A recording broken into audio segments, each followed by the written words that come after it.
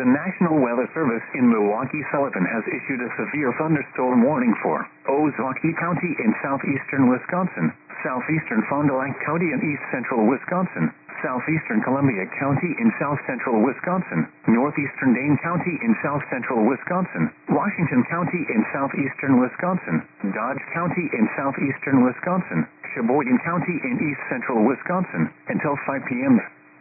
At 4:02 p.m., severe thunderstorms were located along a line extending from near North Fond du Lac to near Beaver Dam to near DeForest, moving southeast at 50 miles an hour. Hazard, 60 miles an hour wind gusts. Source, radar indicated. Impact, expect damage to roofs, siding, and trees.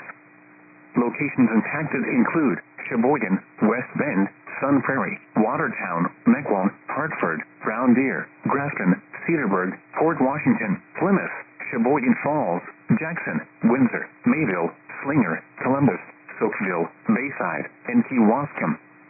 People attending the Sun Prairie Sweet Corn Festival should seek safe shelter immediately.